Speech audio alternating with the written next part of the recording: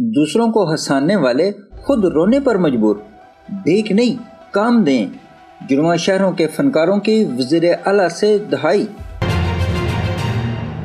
یہ وہ لوگ ہیں جو ہمیں ہنساتے رہے، آج خود رونے پر مجبور ہیں۔ راولپنڈی سے ایک چونکا دینے والی آواز سامنے آئی ہے، جہاں فنکار کہہ رہے ہیں بھیک نہیں ہمیں کام چاہیے۔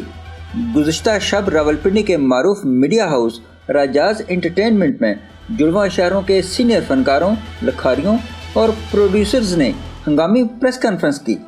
فنکاروں نے وزیر اعلیٰ پنجاب، صوبائی وزیر ثقافت عظمیٰ بخاری اور پارلیمانی سیکرٹری ثقافت شازیہ رضوان سے رکے ہوئے وظائف کی فوری بحالی اور باعزت روزگار کے مواقع کا مطالبہ کیا۔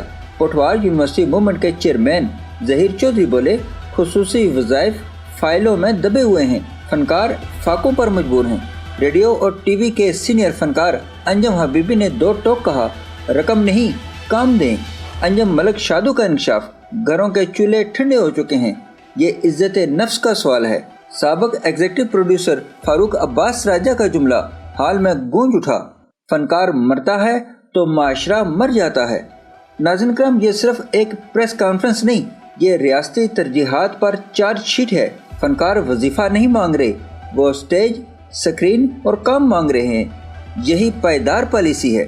ثقافتی بجٹ چند شہروں تک محدود، راولپنڈی اور اسلام آباد کا ٹیلنٹ نظر انداز۔ یہ عدم توازن ثقافت کو کمزور کر رہا ہے۔ فنکاروں کی اپنی لابنگ اور تقسیم ان کے مقدمے کو کمزور کرتی رہی۔ آج ایک پلیٹ فارم پر متحد ہونے کا اعلان سب سے مثبت پیش رفت ہے۔